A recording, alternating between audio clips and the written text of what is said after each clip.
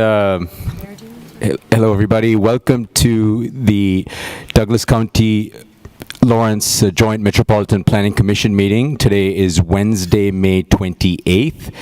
To go over the rules of the meeting, I'm going to turn it over to Danny Brown.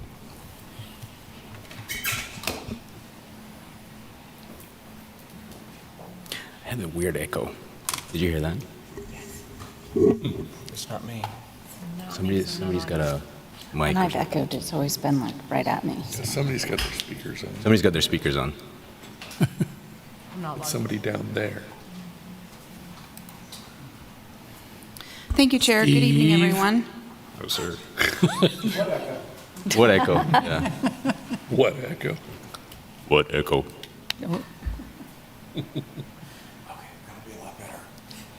Thank you, Kurt. Good evening, everyone. Please silence your cell phones to minimize distractions during the meeting. When the chair calls for public comment, please approach the podium to indicate you wish to speak. Virtual participants should use the raise hand function to indicate they wish to speak during public comment. Once your name is called, please unmute and turn your camera to provide your comments. Please state your name before speaking. The city reserves the right to turn videos off or mute participants. All comments will be limited to 3 minutes. The primary format for accessing or participating in this meeting is in person at City Hall. Virtual access to view or participate in the meeting cannot be guaranteed. The chat function will not be monitored. If you have any trouble, the meeting can be viewed on the city's YouTube channel and cable channel 25.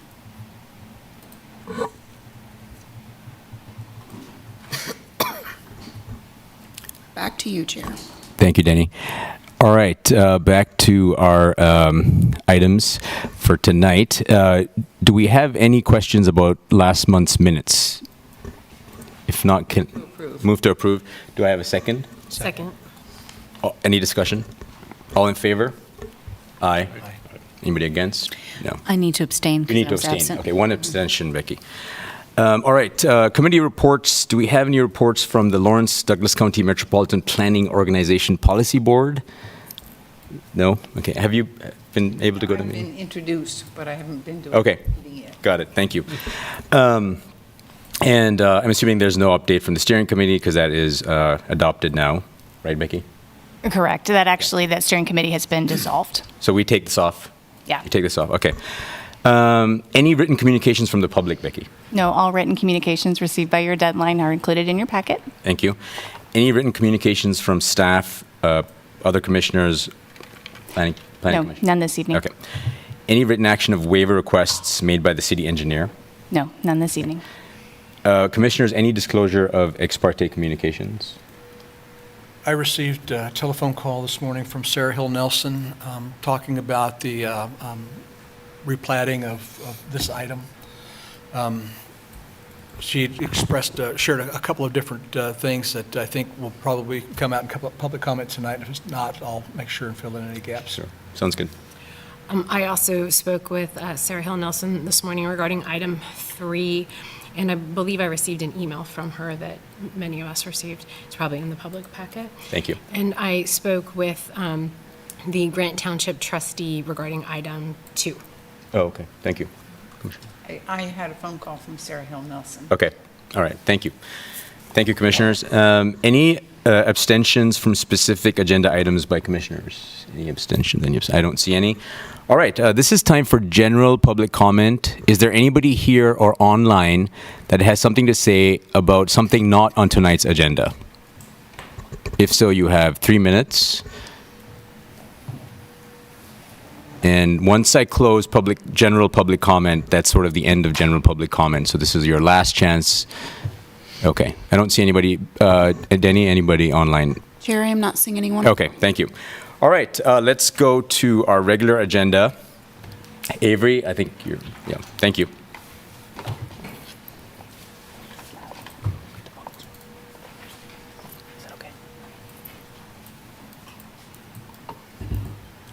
Okay. Good evening, Commissioners, and thank you. My name is Avery Kerner, and I'm a planner with the Planning Office. This item is a variance request from the subdivision regulations and the public improvement standard that requires public sidewalks to be installed on both sides of all streets. This request is related to a minor subdivision application for the Bluffs 3, which proposes replatting the eastern portion of 2000 Bluffs Drive.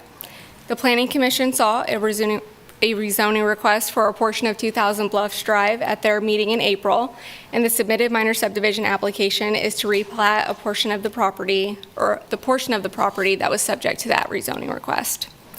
Minor subdivisions are reviewed administratively using criteria outlined in the code, and one of those review criteria requires compliance with the subdivision design standards and the public improvement standards. In cases where there is a hardship in carrying out the literal provisions of the code allows the Planning Commission to grant a variance from those standards upon finding that the request meets 3 requisite criteria which have been outlined in the staff memo for this item. Bluffs Drive does not currently have sidewalk installed on either side of the street, so strict application of the regulations would require the property owner to install a new 5-foot wide sidewalk along each side of Bluffs Drive that fronts the portion of the property being replatted. The applicant is requesting the variance to allow the installation of sidewalk on one side of Bluffs Drive instead of both sides of the street due to the significant slope of the site and the associated construction costs. There is a map on page 7 of this agenda item that shows the steep change in elevation along the eastern portion of Bluffs Drive, which is likely to make installing sidewalks along the street more difficult and expensive. Staff is of the opinion that the request meets review criteria 1, and that strict application of the regulations and requiring sidewalks to be installed on both sides of the street would create a hardship upon the subdivider given the steep topography. Staff's finding for criteria 2 and 3 are that the applicant's request is in harmony with the intended purpose of the regulations, and that granting the variance request would not harm the public health, safety, or welfare. While the applicant's plans are not in full compliance with the regulations, they do still propose partial compliance over requesting a full variance from having to install any sidewalks at all. Their plan to install a sidewalk along just one side of the street would still in part fill a gap in the city's sidewalk network along Bluffs Drive, and ultimately it would improve the existing conditions that exist there today and the pedestrian connectivity between the site and West 6th Street. The city engineer has also reviewed the variance request and has expressed their support for approval of the request. Staff's finding is that the applicant's request meets all 3 of the criteria necessary for approval, and based on those findings, staff's recommendation is for approval of the variance request. With that, I'd be happy to answer any questions. Thank you, Avery. Is there any public comment on this item? Online, Denny, anybody? I don't see any. The applicant is also. Oh, the applicant is online, okay. Would the applicant like to add anything to what Avery said? Good evening, Dean Rose from Engineering. I've had some back issues. If you see me win, it doesn't have anything to do with this. Hang on, Dean. Can't really hear what you're saying. I'm sorry. I don't know if that's on our end or. Okay. Just hang on one second. Yeah. No, I don't really have anything to add. Okay. You see the proposed sidewalk on page 8. MSO has discussed, is that which side the sidewalk should go on, so we'll work that out. But also wanted to say that part of it, we are hooking the sidewalk on Bluffs Drive back into the new sidewalk on 6th Street with that little loop that you see at the west end. Because there's a flat spot there, and that gets you to the crosswalk, right there on 6th Street. So it's 2 ways to get to 6th Street by doing that. So it's not just one dead-end sidewalk. So we're doing that, and then we cannot put the sidewalk on both sides because at the northeast corner, you see there's an adjacent property that cuts in, and there's almost no right-of-way to connect the sidewalk along the northeast side of Bluffs Drive. So that's kind of the reasoning behind it, and so that's all I have to say unless you have questions. Thank you. Thank you very much. Denny, so now any public comment? Chair, I am not seeing any hands raised. Okay, anybody in the room for public comment on this item? No, okay. All right, I will bring it back to the commission for questions for Avery or the applicant. If I could, I'm curious about, Avery? so it's not specific to one side, on one side or the other, but I noticed that the sidewalk introduces a crossing across the street right on a curve. And I'm just curious why they chose to go up the east side of the road part way and then cross the street. And if there's any, if they feel that there's any concern about putting that crossing right on a curve, which seems to be about the worst possible place to have one from a pedestrian's point of view. Right, so if you look at page 8 of the agenda item for this packet, you can see where the sidewalk does cross the Bluffs Drive. Right. That northeast corner of the platted property, that there is an adjacent property that does cut further into the right-of-way, which necessitates that crossing there. As the applicant mentioned, these plans are still being reviewed and finalized by MSO staff, and so the exact location of the proposed sidewalk may change slightly based on MSO's review of the project, but ultimately it would still, if the variance request is approved, it would still require sidewalk on one side.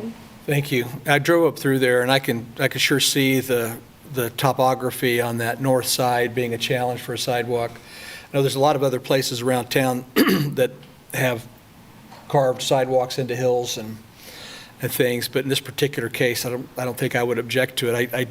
And I know this isn't the question that's on the table, and I'd hesitate even bringing it up, but it just seemed to me so odd. I sure hope that they do look at the location of that. The neighbor's property is almost, it's the right-of-way of the neighbor is like almost against that proposed sidewalk, correct? There's not much room, right? Yep. That's right. I think that's one of the limitations is how okay. close the neighbor is to, yeah, okay. Go ahead, please. I had the same question, so that's been addressed. Just want to clarify that there is another crossing when you get to further to the west. I'm looking at a little piece here, and I'm assuming that's another crossing to get to the property, the developed part of that. What will be the developed part of the property? There's a second crossing. Is that true? I'll ask the applicant. Yes. Again, Main Road, yes.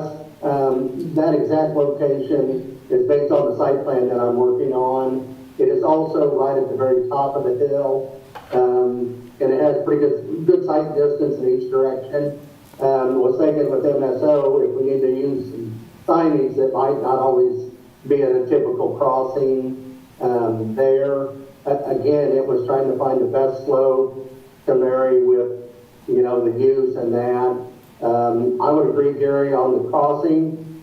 Having a crossing would not be the first option, but the west side of Bluffs Drive and the new sidewalk that they just put in on 6th Street, there's a significant retaining wall down there at the bottom, and there's also a sign there that would have to be removed and some other stuff.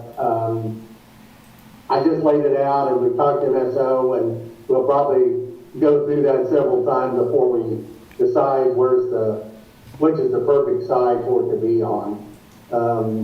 Same thing, the more the development will be on lot 2, but the one parking lot coming out of it, the hillside is so steep, the sidewalk can almost be too dangerous to construct, and that's why I took the main sidewalk on the south side, because lot 3 will also be developed as well, as part of this project. So we got to sort that out, but, I looked at all those things, and I thought on the curve, at least on a curve, you could see full sight looking both directions, versus off the curve a little bit, then you could be hidden from one direction or the other. But we'll work that out with MSO.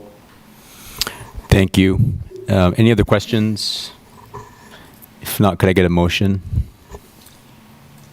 I'd move to approve the variance requested from Section 20-1111C1I of the subdivision regulations to allow for the installation of sidewalk on one side of Bluffs Drive instead of both sides of the street.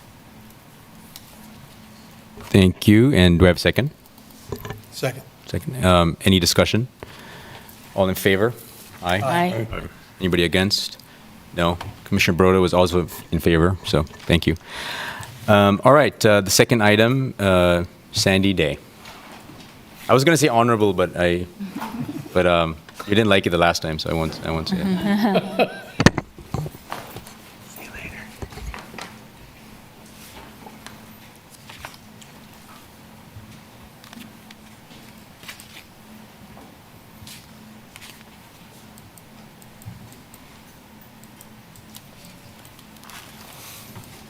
Thank you, Kurt.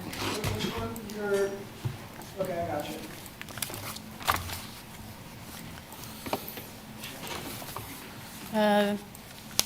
I'm the other one.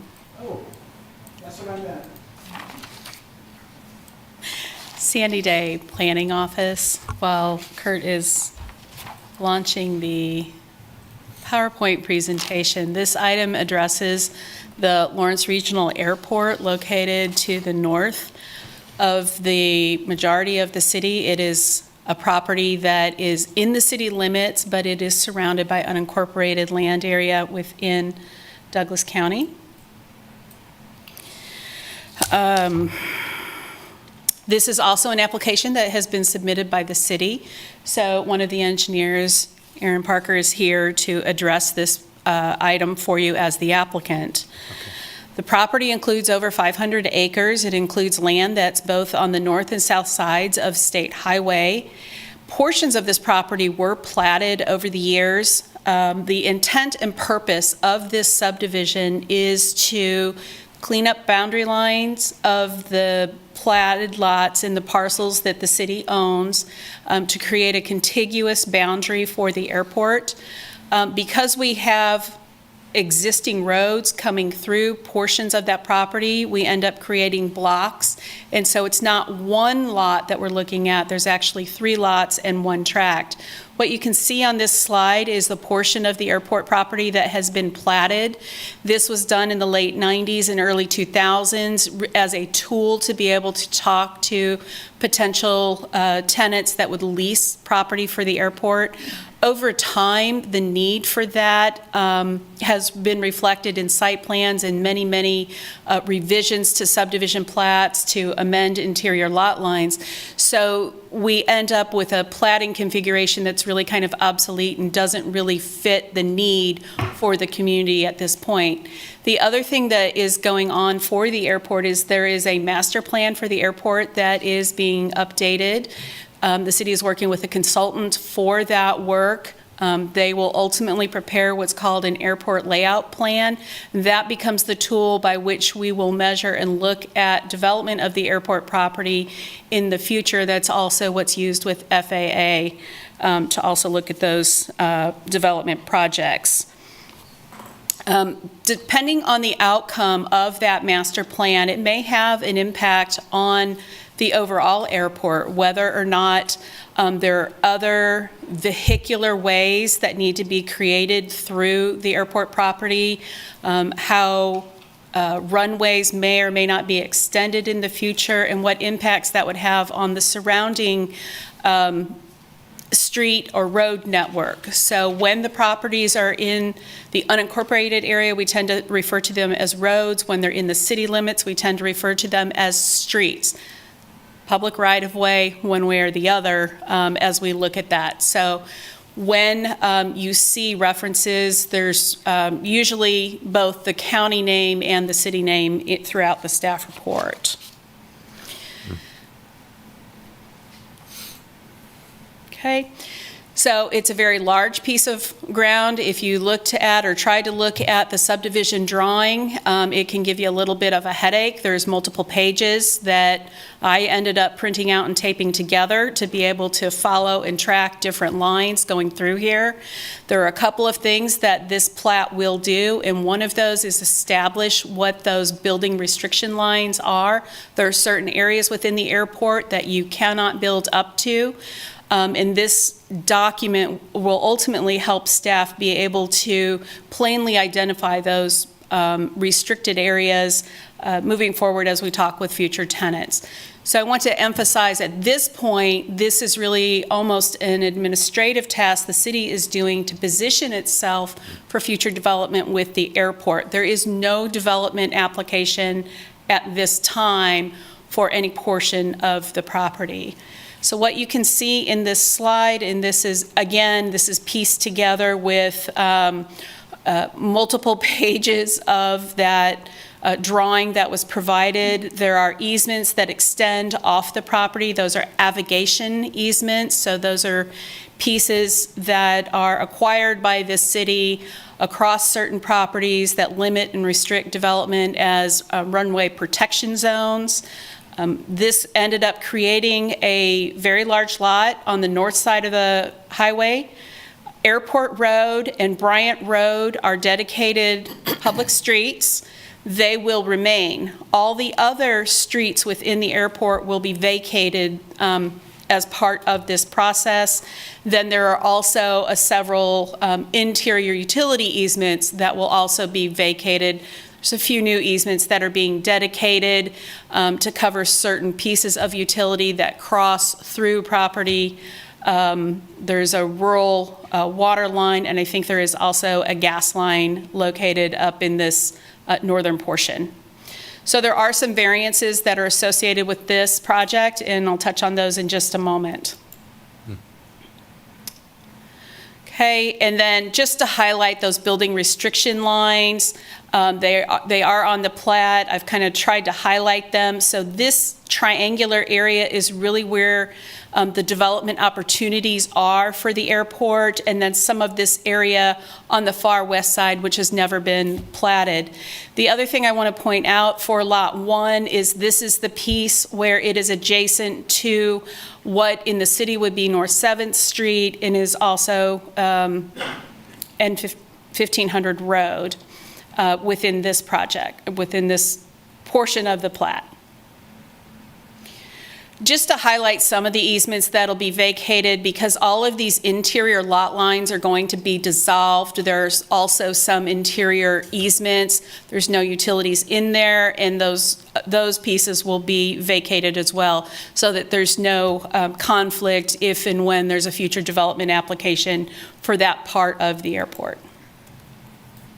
Brings us to the south side, and we end up creating 2 lots on the south side because of the existing street configuration or the road configuration. We have the highway going through on the north side, and then North 11th Street, and I call it North 11th Street in this segment because the city has property on both sides. Once we're beyond the city boundary, it goes back to having a dual street name for any portion where the city is adjacent on one side but not the other. So this little segment would be an example of that. Also variances associated with the existing conditions of those county roads. They were built to county road standards. The preliminary plat shows the dedication of some additional right-of-way. So for this road, 2 additional feet are added on either side to get to a total of 70 feet. That meets the county road design. It does not meet the city standard design.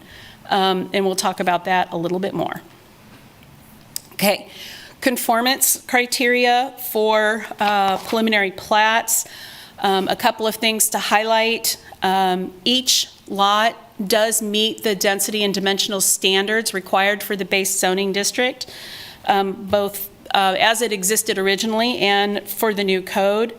Regarding frontage or access, that's the metric for assessing access is frontage. We don't know exactly where driveways are going to be pulled off into this area as this area develops. Each of the lots has the required frontage, and therefore access can be provided. So the other criteria to bring to your attention is the conformance with the subdivision design standards, as Avery went over in her presentation for, oops, and I just realized I've got an old citation here. So that should be 2011-10. with regard to two components of those roads. One is about the sidewalks. In this particular case, we have no sidewalks on Airport Road. We have a sidewalk only on the north side of Bryant Road, and then there are no sidewalks on what would be 7th Street or 11th Street for those pieces. We're requesting, the city is requesting basically a deferral of construction of sidewalk until we know more about airport improvements in the future that will be related to the airport master plan that will deal with the internal configurations of development. There are no curb and gutter, and so that makes it difficult to add a sidewalk and have that necessary separation. There are a number of drainage issues associated with the construction of a sidewalk that, again, knowing more about how the airport would be developed, that's really an excessive cost to the community. There are no improvement plans for the city or the county to do any road work in that area.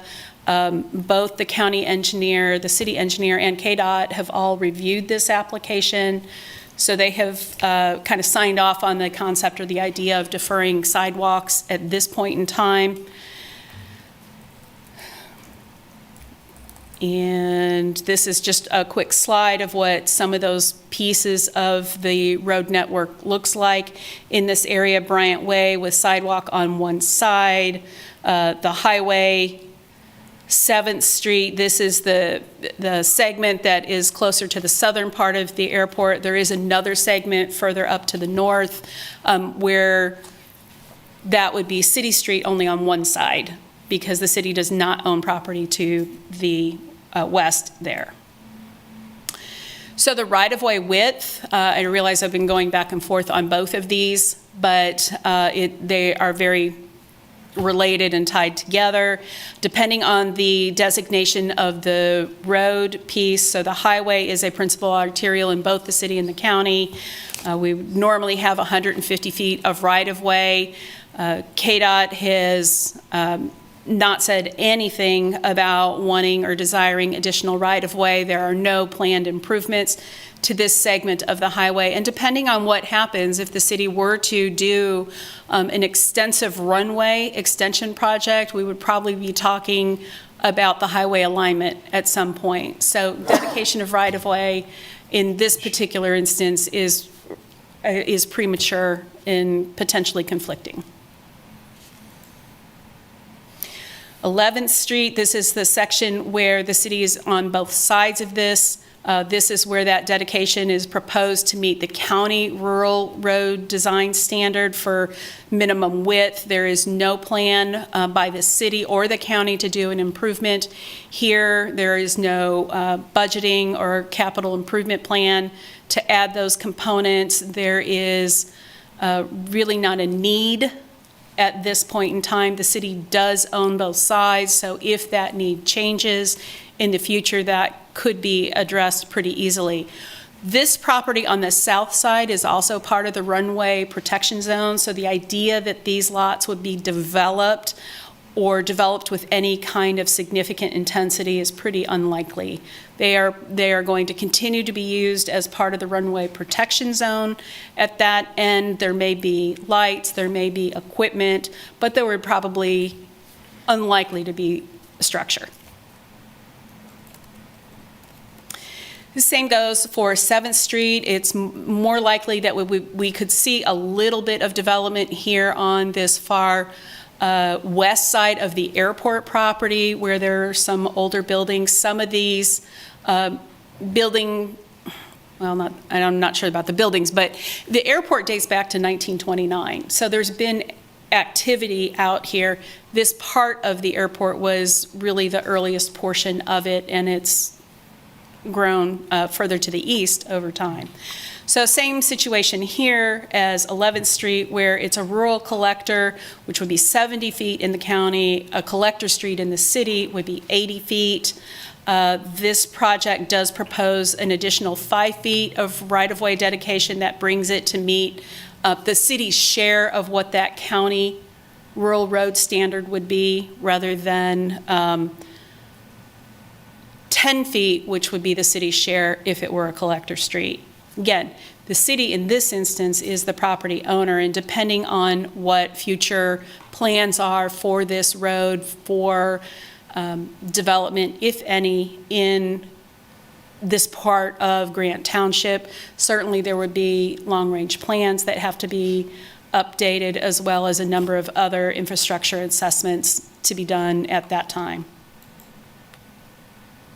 Staff is recommending approval of the preliminary plat, no conditions.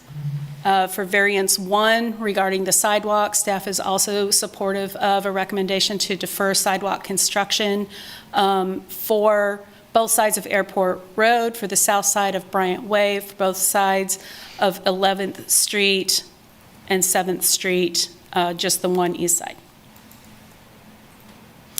And then, as I described just a moment ago, staff is also in support of the reduced right-of-way width for this property at this time. I'm happy to answer any questions. The city engineer staff is here to answer any questions as well. Thank you, Sandy. Thank you very much. Would the applicant, the city engineer, like to add anything to the report? I don't have anything significant to add. Okay. Yeah, the podium, please. Yeah, sorry. Okay. My name is Aaron Parker. I'm a senior project engineer assigned to this replat or major subdivision project for the city. This project is, as Sandy said, simply to allow future development at the airport. We did look at, there's variances requested and that you're considering. We also looked at a downstream sanitary sewer analysis in the perspective of currently the airport is, the studies that are required with the plat, the DSSA, downstream sanitary sewer analysis to start, was considered with, right now the airport is served by a lift station, will be a future lift station. It's being pumped with a pump truck currently because there's not enough flow, there's not enough development at the airport to have a pump station. But the city in its capital improvement program has a project that is funded that is to install a lift station when the need arises. And a study is being commissioned by PEC, the consultant assigned to that project, to understand what the thresholds are to have a lift station built. So we are with the understanding that we will work with development at the airport on downstream sanitary sewer analysis. We are deferring doing a full report with this plat, knowing that that's part of the capital improvement program.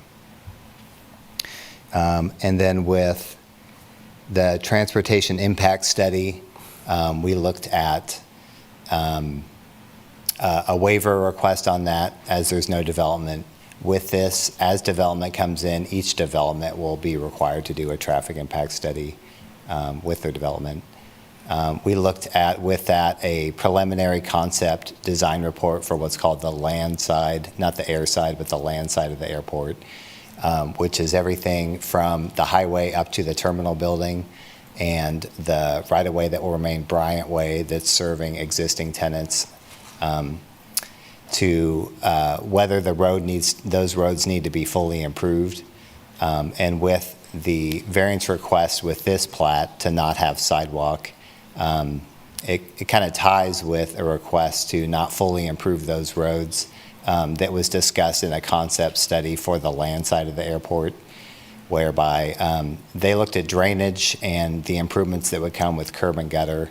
It would allow for sidewalk, but right now sidewalk is not recommended,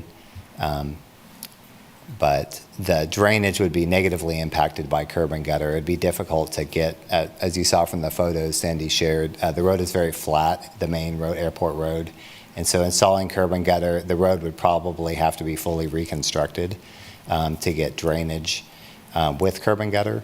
And right now the ditch and culvert system is working adequately. We did an in-house drainage study that shows no flood issues. And the other item we looked at was the drainage study was done. That is a typically required study, and it looked at kind of the ditch and culvert system throughout the airport. And we noted on the plat the floodplain as required, but kind of did modeling of what, where flooding would occur. And I believe it aligned with, I'm not sure, but I believe it aligned with where the FEMA floodplain is roughly when we looked at the 100-year event.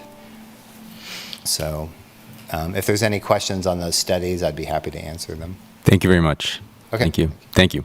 We'll come back to you if we have questions. Is there any public comment on this item? You have a on the airport? Yeah, sure. Please, you have 3 minutes. Please approach the podium. Tell us your name and yeah. I'm Susan Collins. Our question: we own an acre just across from the airport. If you've seen the bowling balls on a fence, that's our 1 acre. So our interest is in what your plans are for widening 40, because we're just right there on 40 with our tiny acre. Will so the commission will ask that question if we think it's appropriate. So, but is there anything else you want to add to that? Timing. Okay. What's the timing for starting construction? So the timing, and then what are the plans? Right. Okay. Thank you. Thank you. Any other public comment on this item? Okay. I will bring it back to the commission. Let's start with asking that question of Sandy. Sandy, do you have anything you can share as far as plans or timing? So there are no plans by KDOT for Highway 40 at this time.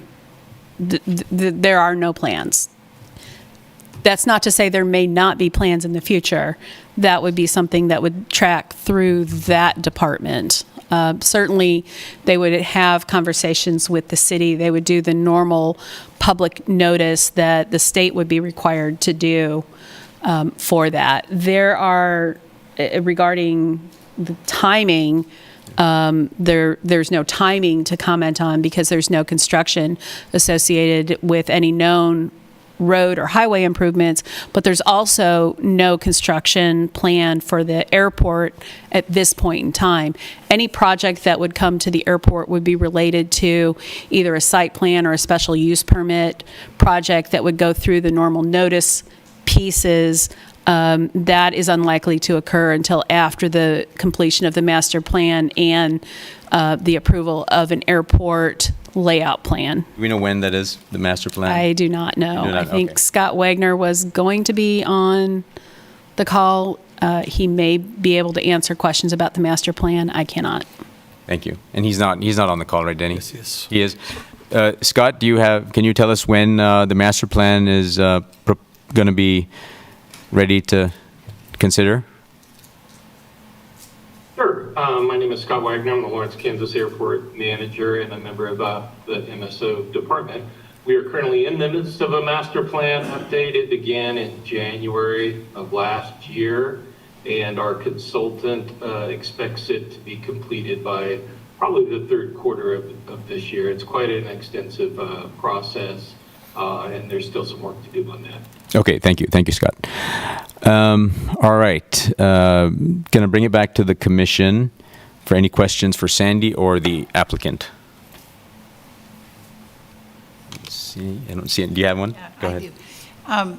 My question is for Sandy. I'm having a lot of difficulty understanding when you have a frontage requirement and an access requirement, if we approve a preliminary plat, knowing that there'll be access sometime later, we will never see that. The final plat will simply be approved administratively. Is that correct? That is correct. Okay. How do we ensure that there will actually be access to a public road of every one of these lots? How does that happen? That happens through the site plan or the development process, in which case you don't generally see those unless it's a special use permit. Access and access management is really a function of engineering and site design. So the idea that the property must have access is addressed through the proxy of having frontage. In cases where a property is either landlocked or for some reason can't take direct access, there could be an alley, there could be the dedication of a shared access easement. Those components you do see.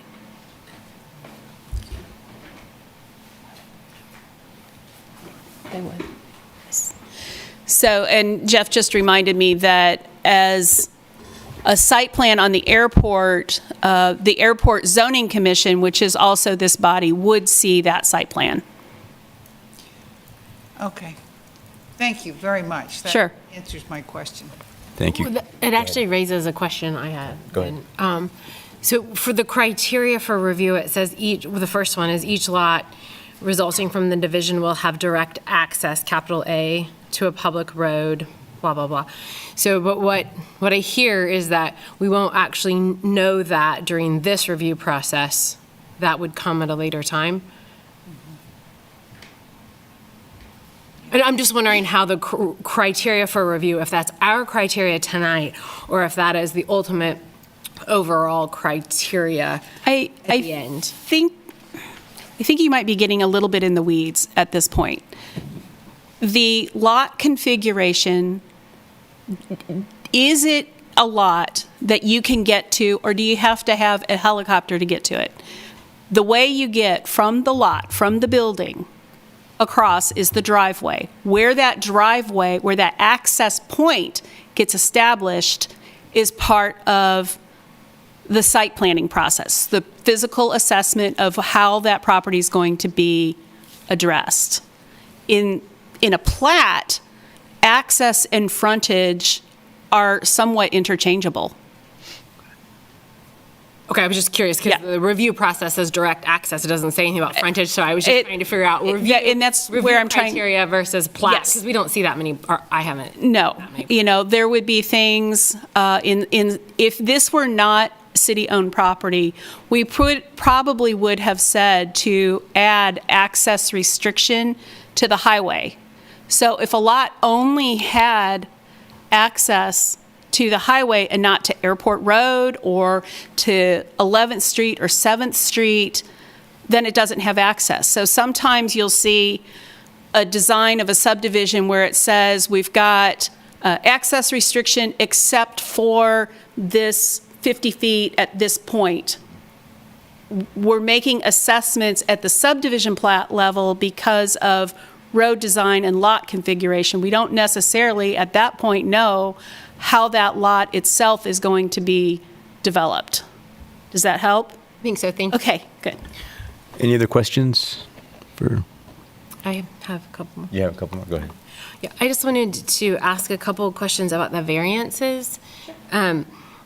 I think I understand them, but I'm not positive. It's my understanding that the variances, all of the roads are still in conformity with the county standards for roads.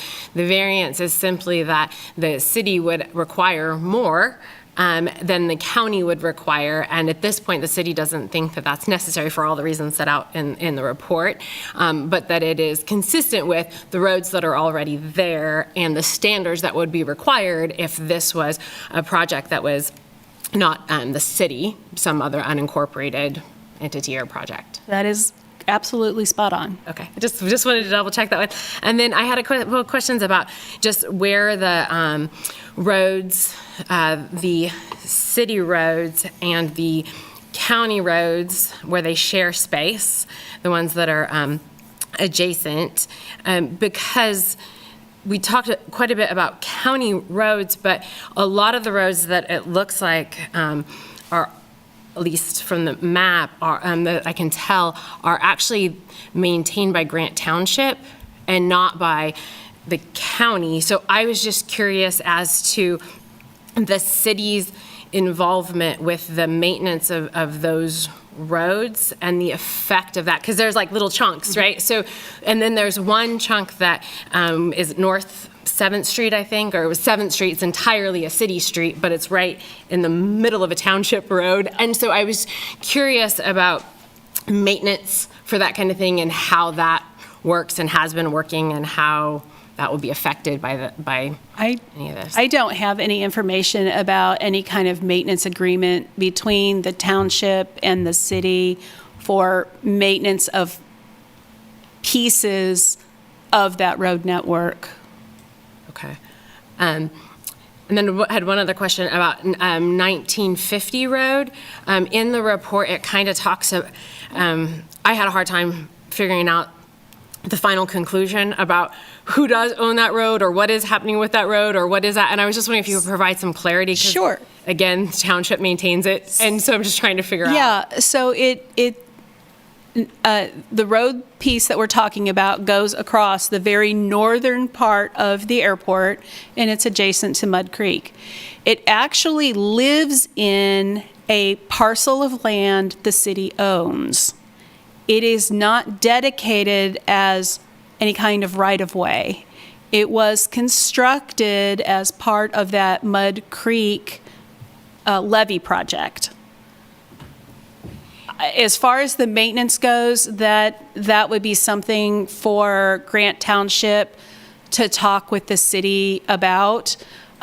There may be more information that comes out of the airport master plan, how that parcel of land is treated, and the public way, I'm going to stop calling it a road or a street, that public way is addressed in the future. Okay, yeah, because I see on the Douglas County road map that it's under township maintenance, but I don't know if it doesn't associate township road. It says under township maintenance, and so I just didn't know what the distinction. It's an odd duck all the way around. It was not something any of us knew about until we started moving through this particular process, and then the county surveyor did quite a bit of research and work to kind of discover where we're at this point with what that thing is, which is apparently not a road. Okay, thank you very much. And I also just wanted to say, like, for the county, I know that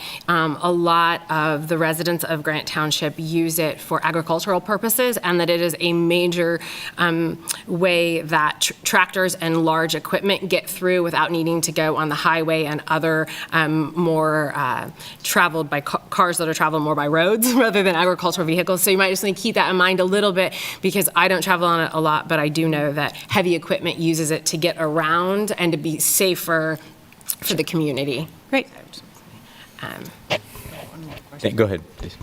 Sandy, if we're in the midst of the airport master plan, why are we doing the plat before the master plan is completed? The master plan does not change the boundary of the property that the city owns. They are going along at kind of concurrent pieces. The city has been hampered in some of its economic development efforts because of this platting issue that we have with the airport. So it was city staff, I think through the city manager's office, through the municipal services and operations, to get these interior lot lines dissolved and cleaned up, to capture back the two pieces that had been acquired into the platting piece.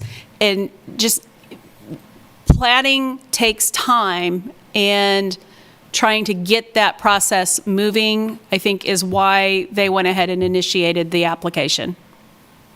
So that although there's no development application right now, there is an effort to be able to work on economic development with knowing more about the airport, but we can go ahead and plat now, knowing that there will be modifications in the future that, as long as they basically comply with what we do tonight, will be handled administratively. Is that correct? Pieces of it will be administrative, and some of it will go back to the city commission. The things that would come back to you would be the site plans. The development area that triangle that's inside of those no-build zones, that doesn't really change.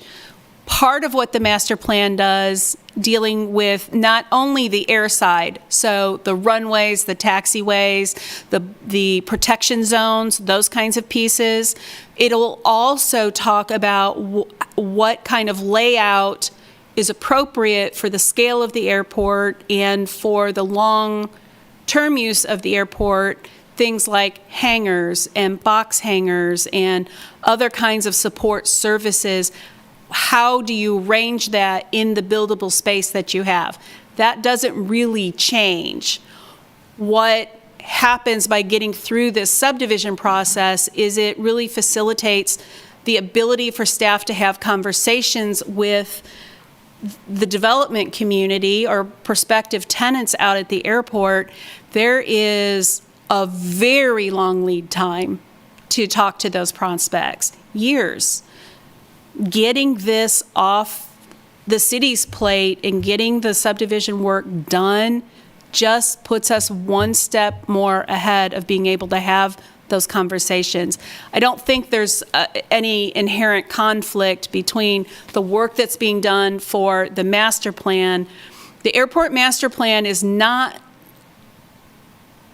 a one-for-one direct correlation to the other kinds of master plans this body is used to seeing.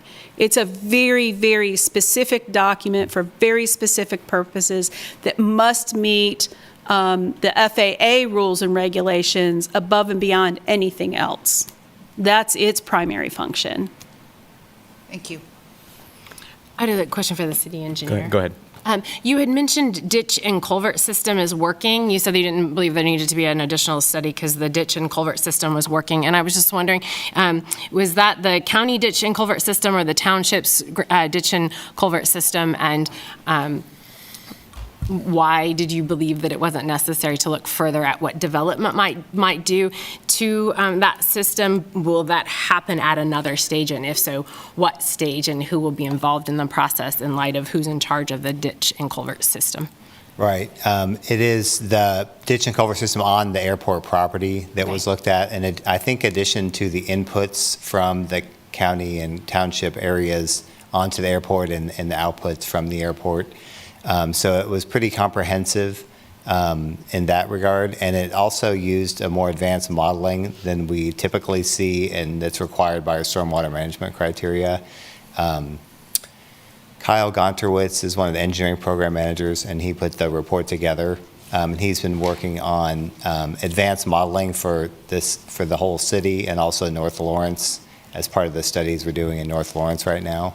Was able to capture some of that study information to do the drainage study for the airport in a more advanced way. And I don't believe that there's any issue with drainage with development. I'd have to go back and look at the study again to see if it looked at the future condition with the current master plan in place and with some of the proposed changes with the upcoming master plan, if we took a look at the full build out. And we also don't know what's going to be built and what intensities will be out there of impervious surfaces and LID systems and that, like rain gardens, that kind of thing. So when you do that, do you look at just the ditch and culvert system within the city airport land, or do you look at the effect that it would have on the neighboring properties and like the ditchways that are not a part of the city property, but like the townships? Right, exactly, the latter. We took a look at the effects for the outputs, peak flows on adjacent properties where the flows are going, a downstream analysis. Okay, thank you. Yeah. Any other questions? If not, could I get a motion? How do you want that motion to? I think there's 3 motions. Is that right, Sandy? 3 motions? There's 3, and in order, right? We do it in order? In that order that we have it. Okay.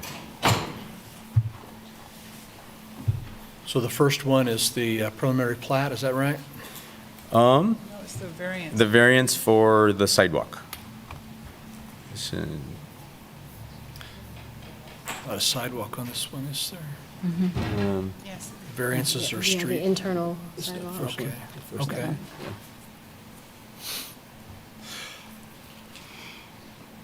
So I'll probably screw this up.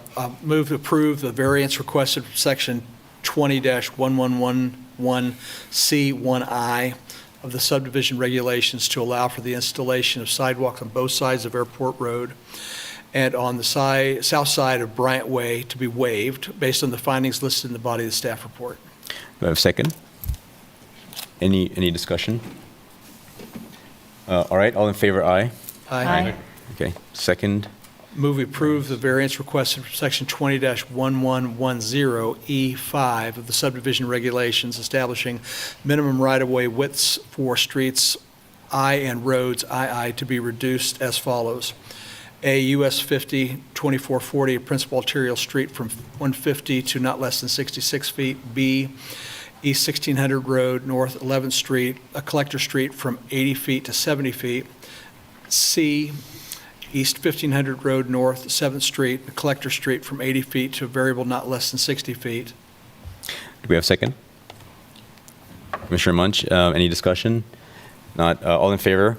Aye. Aye. Anybody against? Nope. That would have Okay. been a great one to just say, per the notes in the staff report. Last one, approved preliminary plat, move to approve preliminary plat 25-0006 for Lawrence Regional Airport based on the findings listed in the body of the staff report. Do I have a second? Yeah, Commissioner Ashworth, and any discussion? If not, calling for vote, all in favor, aye. Aye. Nobody's against, unanimous. Becky, thank you. Thank you, Sandy. Thanks to the applicant. Thanks, Scott. Hey, Luke. Hello. My coworkers are great, but I'm much taller than them. Hit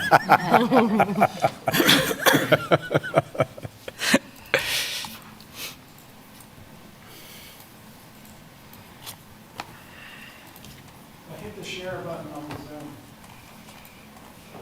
Or here, just start talking and I'll do it.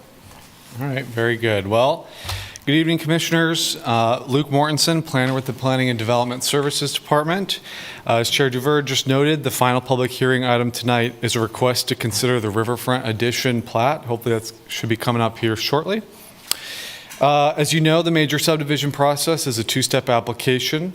The preliminary plat is considered for approval by the Planning Commission, and then the final plat, here we go, will be administratively reviewed by the Planning Director. So where we are is subject area is east of Massachusetts Street and both north and south of East 6th Street. These are parcels owned by the City of Lawrence. They contain several existing land uses. The code-defined land uses are in the staff report. You obviously will know them: City Hall, Bowersock Operations, Abe and Jake's, and the Spring Hill Suites. So a little bit of background before we dive too deep. The subject area is mostly unplatted parcels. As you guys are well aware, typically the major subdivision process occurs before development. However, this is a unique situation where the development has been in place for several decades, in some cases, much longer than several decades. And at this point, clean, identifiable, descriptive lot lines are intended to be platted around this existing development. So on the left is a snippet from the Lawrence original town site plat. That's from 1863. You'll see most of this proposed preliminary plat area was referenced as levy lands. And like I said, these were not platted as your standard lots and blocks. A quick note, I've highlighted what's proposed to be Block 3, Lot 1 in yellow. This proposed lot technically does exist as platted lots today, and so if it was just these lots and we were just consolidating them, that could be done with the minor subdivision. But because it's wrapped up into this larger project and there is a right-of-way dedication piece, we decided to put it all together as part of this major subdivision. So the preliminary plat proposes to establish 3 blocks and 5 total lots. Block 1, lots 1 through 3 would be located north of the railroad right-of-way and south of the river channel. These lot lines are intended to mirror the existing lease agreements with the existing tenants. So what that means is Block 1, Lot 1, that's the very large lot, would contain the former Riverfront Mall structure. So that's the Spring Hill Suites and then the former City Hall Riverfront office space. Block 1, Lot 2 would contain the Abe and Jake space, and then Block 1, Lot 3 would contain Bauer Sox operations. Block 2, Lot 1 would contain the City Hall building and its immediate surroundings, and then Block 3, Lot 1 would contain that existing city-owned parking lot north of the LJ World, previous LJ World facility. The covered parking structure east of City Hall is not included in this preliminary plat. And then future rights-of-way and easements will be dedicated, and we'll get to that here in just a minute. So finally, just because this one's a little bit wonky, one final visual of what we're looking at. I've tried to match the colors between the aerial and the plat drawing. 3 blocks, 5 lots.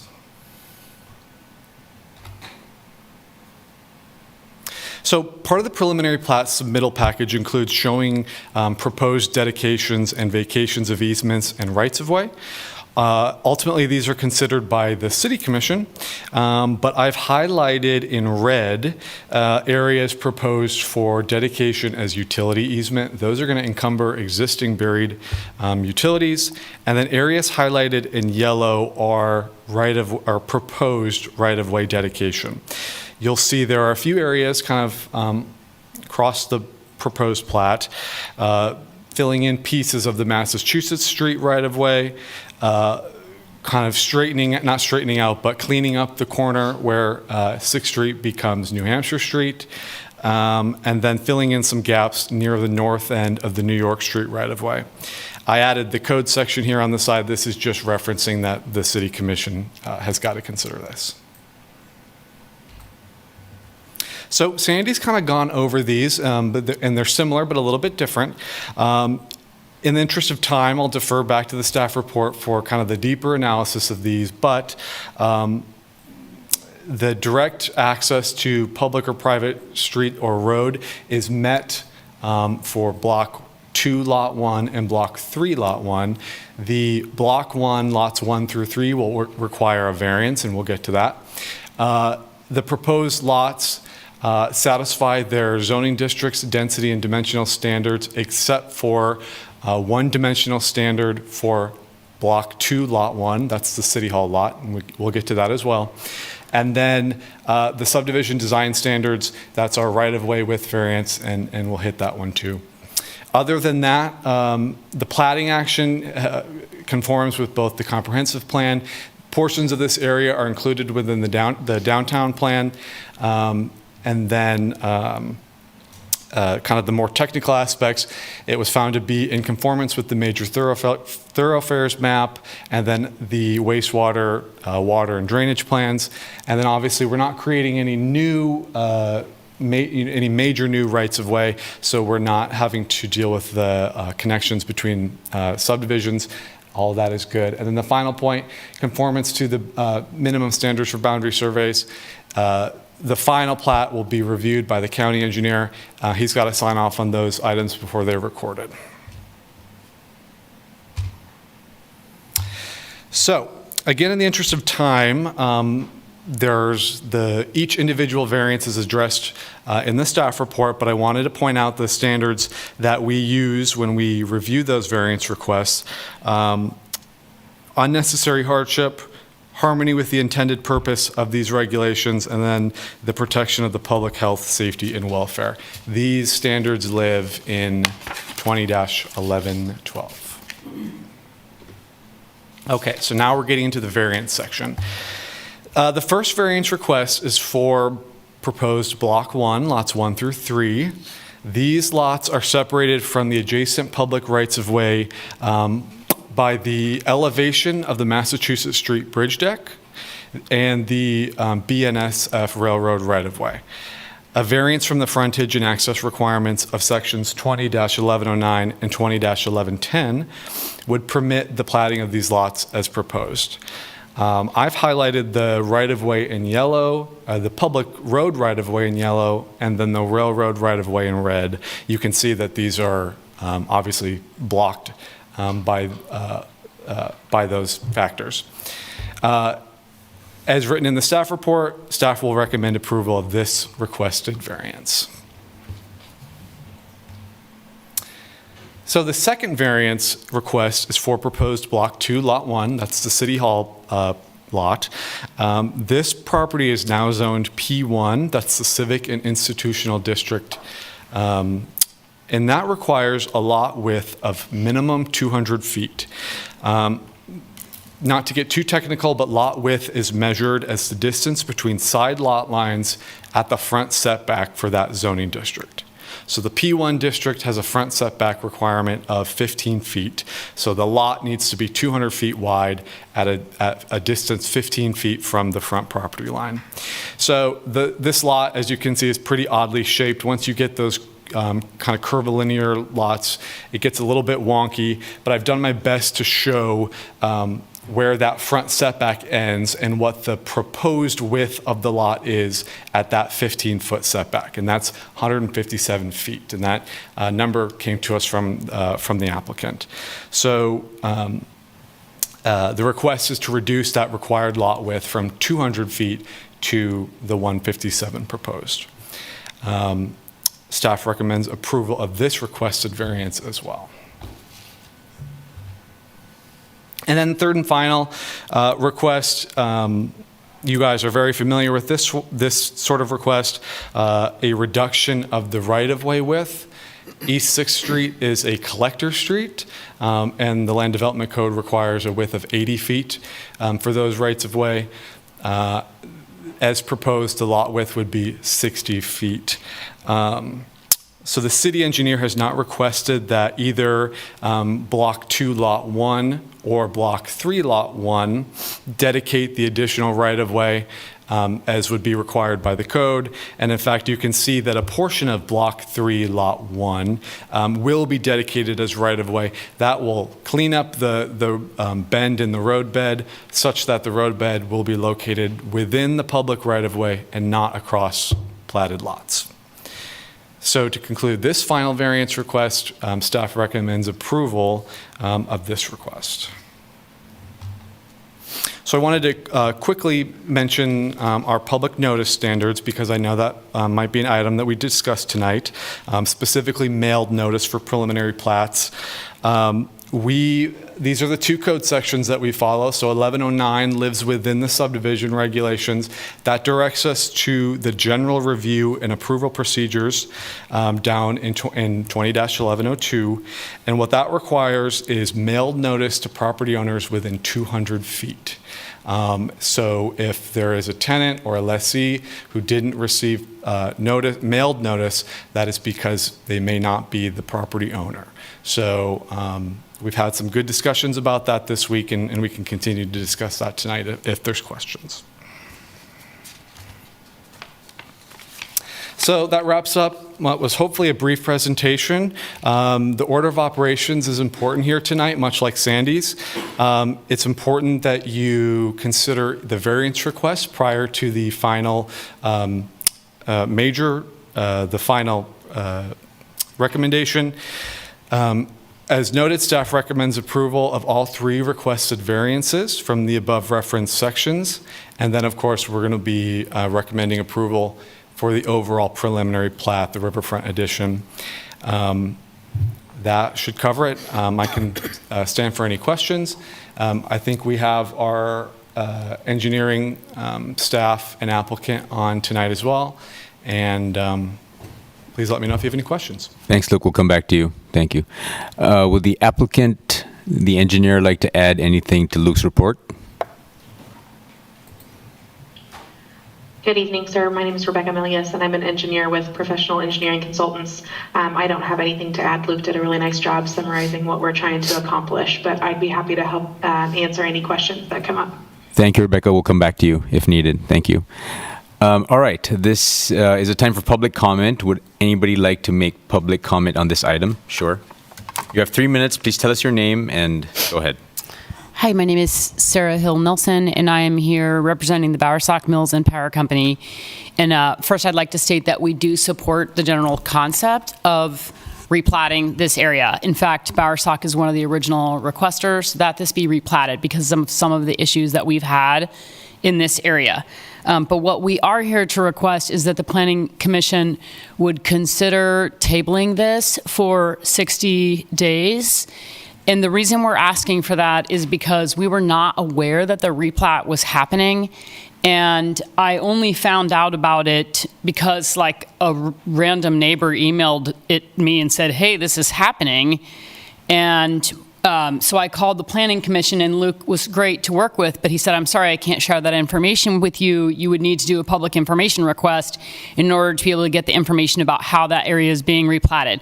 So then the information, we were not able to see it until Tuesday when it was made public through the city agenda. And I think for us, we have over 150 years of agreements, land use agreements, access agreements, utility easements, BNSF easements, water, I mean, everything you can imagine that is extending over literally 150 years that we feel nervous because we do not feel that we have had time to adequately review the plat, and we would like to hire, our professional legal counsel to review all the agreements that we have to ensure that the proposed plat meets those myriad agreements. So for example, we have an easement for egress that runs along the Spring Hill Suites building out in front of the Riverfront Park. And we understand that some of these easements can be addressed in the second stage of this process, but we feel like now is the time for us as building owners that we are lessees of the land, but this is the time to bring up any concerns if we have them. So I would say, the overall plat was we're doing this to solve some of those problems in that area, and we are concerned that the way that the plat is currently laid out does not address some of those problems. And one of them is a significant public safety problem, which is that the Burlington Northern stops their train there regularly, and sometimes for 4 to 5 hours. And what happens is people get trapped down there, and there's no way for them to get out. And people have seen children dragging bikes under their trains to escape Bircham Park. So for us, we see this as a public safety issue and something that deserves discussion when we go about this replat. So again, we applaud the city for doing this, but we think it's a good moment for us to pause, look into the history, make sure that we have a thorough understanding of all the different agreements that could be impacting this, and also take a broader view with regard to how the property can be replatted to protect public safety. Am I out of town? Yeah, 3 minutes. Yeah. Thank you. Okay. Thank you very much. I can, if we have any other comments, my dad may wish to address anything that I missed. Okay. Thank you very much. Thank you. Thank you so much. Anybody online? Chair, I am not. Yeah, so. Wait, is that somebody? Oh, I'm sorry. Is this the applicant? Who is that? So this is Chad Battison as an agent for Riverfront LLC. Okay, you have 3 minutes, sir. Go ahead. Okay, I'm not going to take 3 minutes. I 100% affirm what Sarah says and the Bowersock's position.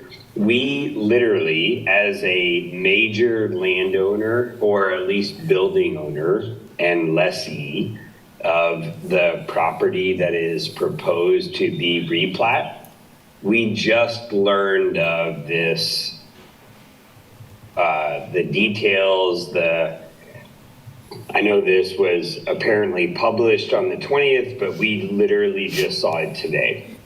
So we would beg for an additional 30, 60 days to be able to review, assess, understand, and speak into the plans that are before the commission today.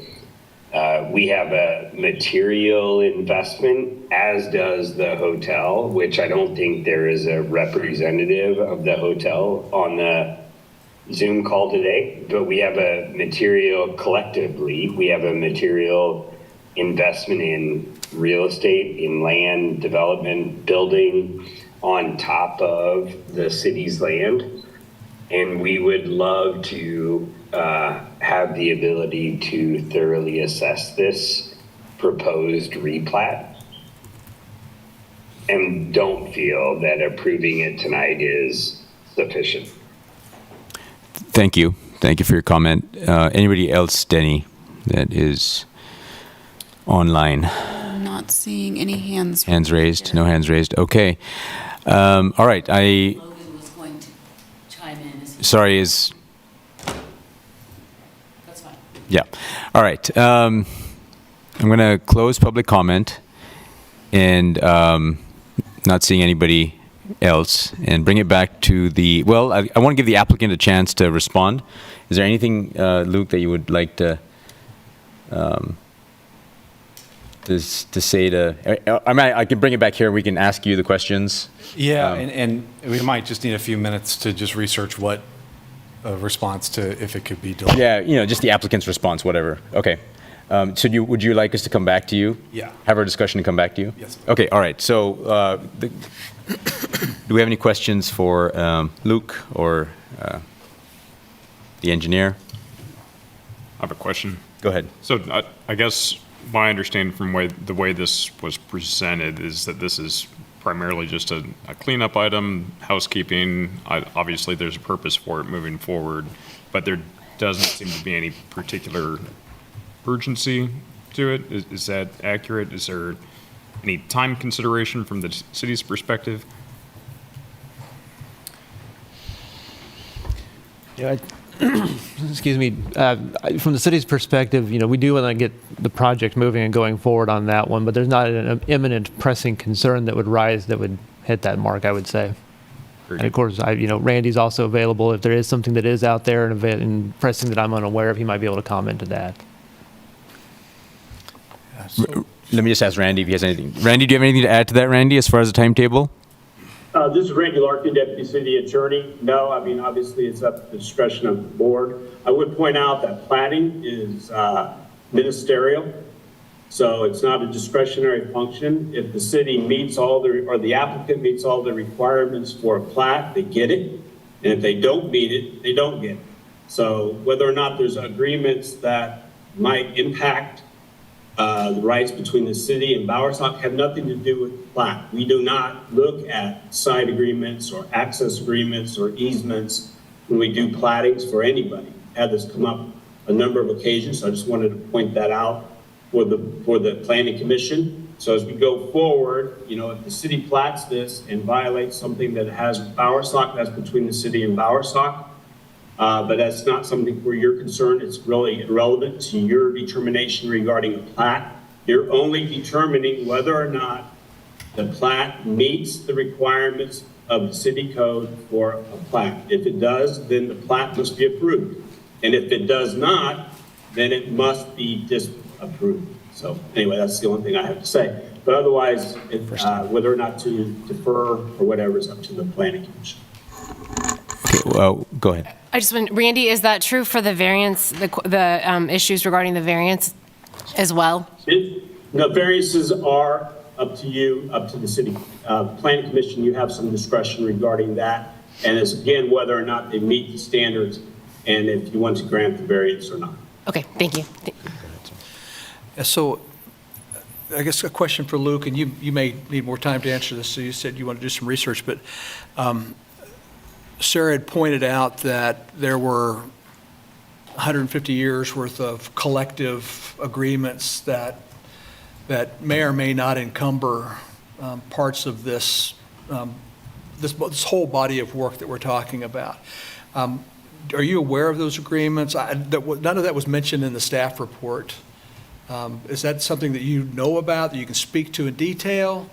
Because from my perspective, that's kind of the missing piece. And to Randy's point, I don't know, in the absence of that information, whether we're compliant or not. I don't know whether we do, in fact, meet the threshold for approval of the plat without knowing what is inside that body of work. Hey, Luke. Let me answer that. This is Randy Larkin, Deputy City Attorney. Those agreements that would be between the city and Bowersock or the city and any other party are not part of the city code, and they are not what you look at when you're doing a plat. You only look at determine whether it meets the density or dimensional standards and those types of things. Platting is only a mapping situation. If there's an agreement between two parties or an access agreement, that's outside the purview of what you consider. We've had that come up dozens of times. First Presbyterian Church and that property at Crestline, that was part of that access. There was apparently an access agreement, but you don't look at those outside third-party agreements. You look at the city code and whether or not the plat meets the city code to determine whether or not the plat is granted. Or if it does not meet, you have to disapprove it. So the agreements regarding any side agreements or other agreements are outside of that. And if the city violates any agreement it has with Bowersock, then that's an issue between the city and Bowersock. So it's not unique or different that these agreements are with the city? The city is an applicant like anybody else. So there's been other issues where that has arisen, yes. Yeah. I'm not aware of any agreements, but they're very well, if there are, then there's something that should be brought to our attention, and we'll see what we do going forward, whether the city would decide to go forward, the city commission would decide to go forward with it, or what would happen. But I'm just saying at this point in time, those agreements are irrelevant to whether or not a plat is approved or disapproved.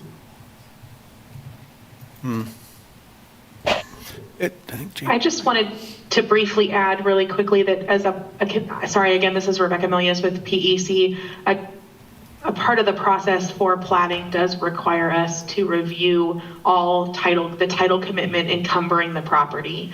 So any public easement or things that directly affect the public and the property are reflected if they are recorded against the property, if they need to be continued to be conveyed with the final plat. The other part I just want to offer to those that are going to review this is the conditions of a preliminary plat are pretty extensive, and the topographic data and utility information can be really burdensome to flip through. The final plat document will be much cleaner for all of those final agreements and reflective documents that have to be conveyed from that title commitment. Any other questions? Go ahead. No, I just wanted to make the comment that as we look at variances, it's important to look at the public health, safety, and welfare. And I think that part of the public health, safety, and welfare would be knowing what other things are encumbering this property, at least from the standpoint of giving the lessees and the property owners together all of that information. I would also like to comment that if there is no sense of urgency, what possible harm can come from delaying? Isn't it better to allow our city and the tenants the opportunity to look at this together, resolve it together? Because clearly, Ms. Hill Nelson was saying they have been requesting a replat in order to solve these problems. So it's wonderful that we're working on a replat, but I can't understand why we wouldn't want to give everybody the opportunity to solve whatever issues there may be before we take them up. Something seemed to miss on notification where operators and long-term leasees of the properties in question didn't know about this. I'm not sure what happened there, but just based on that alone, I'd support the idea that we give this just a little bit of time for people to understand better the complexities here. Sorry, did you have something to say? I agree with that comment. I was going to see if Luke, did you want to, have you had some time or enough time to kind of think about this? Or? I may defer to Jeff or Randy, but as I understand 1109G, if the commission determines that one or multiple of the review criteria are not met, there is an opportunity to basically have the applicant kind of cure that error within about 60 days. Is that a correct interpretation, Jeff? I believe so. So that would apply to one of the variances. That would apply to the overall review. Overall review, I see. For the larger item. Okay. Okay. I have a question, just Go about ahead. the notice part. I think in the public comment, it was mentioned that one of the lessees did reach out and were told that they couldn't be provided any of the information and that they would have to do an open records request. And I was just curious as to the basis for that and the practice, the city's practice in providing information to its constituents when they ask. Yeah, so the practice was to wait until the full agenda was released on Tuesday, May 20th. And that would include all of the review documents and staff report recommendation and all that. Is that like the standard process? I'm just curious for like neighbors when they call in and have questions about something that's going on in their neighborhood. In most cases, we would defer to the city clerk to determine if an open records request is required. As a follow-up on that point, just from my understanding and maybe for the understanding of the broader group here, that the code makes distinctions between property owners and every other interested party, correct? So when we're talking about public notice is provided to property owners, but not necessarily to the individuals or entities that are using the property. That's correct. So when specifically for mailed notice, a applicant will obtain a certified property ownership list from the Douglas County Clerk. The idea is that if you are a tenant or a renter or anybody other than the property owner, newspaper posted notice, the yellow signs around town for these sorts of applications with public hearings, those are the code's current methods of reaching those non-property owners. Got it. And then related to that, as a property owner that has an application before the planning department, I would have certain rights with respect to inquiring as to the status of that application or what's being considered, et cetera, without filing a public information request. It's other folks that aren't already directly involved in the process. They would have to wait until it's published as part of the agenda or go through the public information request. Is that accurate? That's correct. So either you as the applicant or your authorized agent would be privy to the status of the application, basically. Very good. Okay. That's helpful because I think some of what we were hearing tonight might have caught people off guard because we don't often get that feedback that somebody who is, the known and public-facing user of a property learns about something at the last minute. But as far as I can tell, this is not as a result of some failure within the process or any malicious intent. This is just the technicalities of the code and how it's set up, that property owners have particular rights under the rules and regulations here. Everybody else has a different set of rights. I understand that, the technical difference. In this case, though, I'm still unsure if there aren't some differences there that might apply. We're not talking about some group of folks over here and tenants that pop in and out, every 6 months. We're talking decades-long leases that are accompanied by agreements between them and the property owner. Yeah. And none of that has been revealed, as far as I can tell. None of that is really even understood as a part of what's being provided here. Yes. I don't know. I feel like I just feel like we can do better than that and provide just a little bit of time just to make sure. Yeah, I guess in response to that, I haven't figured out how to process everything in front of us, but I think we would all be surprised by the number of times that applicants before us are party to decades-long agreements that we're just not aware of because they're not relevant to our review. So leases, development agreements, option agreements, purchase agreements, all sorts of things that are private contracts between private parties never are those things that come into our review, or are they things that we ask to be considered because it's a separate set of rights and analysis than, you know, what's within the code, which I think is what Randy was saying, that here it's a little odd in that the city is the one that's contract or a party to those contracts, but that doesn't mean that we should treat the city in any different way than we would any other party that would come before us. Can I think one other thing, I don't really know how I feel about it, but I'm just thinking about it. It seems a little odd to me in the sense that we are plotting something that has already been developed. And so, like, I believe there are different ownership interests in the buildings, and the plats don't necessarily track the ownerships of the buildings. And so I'm just a little curious as to that. Maybe that doesn't even matter for platting purposes, because if you were doing this beforehand, you'd have a piece of land that was platted, and leasees would build what they wanted to build. But here we're kind of doing it after those buildings have already been built. And so in some instances, there will be a plat of a large piece of land, but then the buildings on it will be had previously on it by different owners versus a clean break between the city owning an underlying land and each of the people who are now going to be affected by this owning the building. Is that a question for? So is that correct?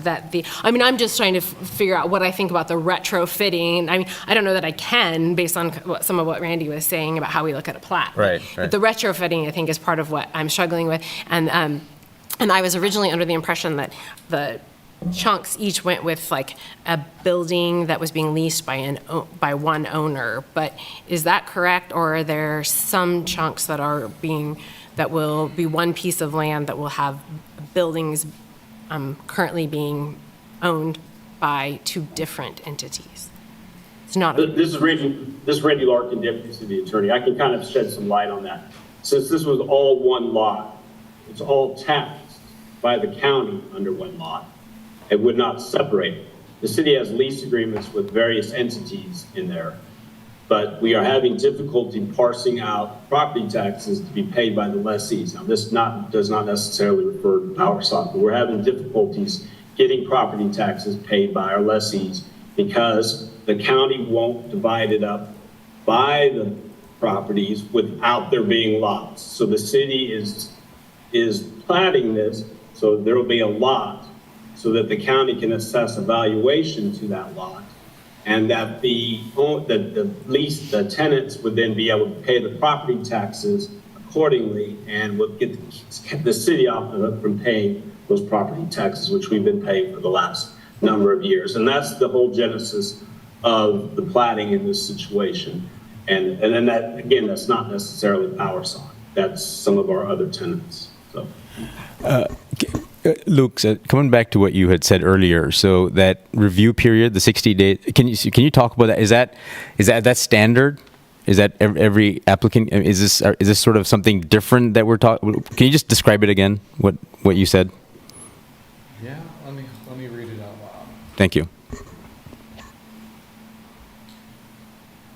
So if the Planning Commission finds that the proposed preliminary plat fails in any of the ways to conform to the standards as set out in section 20-809D, those are the review criteria, the Planning Commission shall by motion deny approval to the proposed preliminary plat and shall state the motion why, and then the applicant would have an opportunity to cure that within basically 60 days of today's meeting. I see.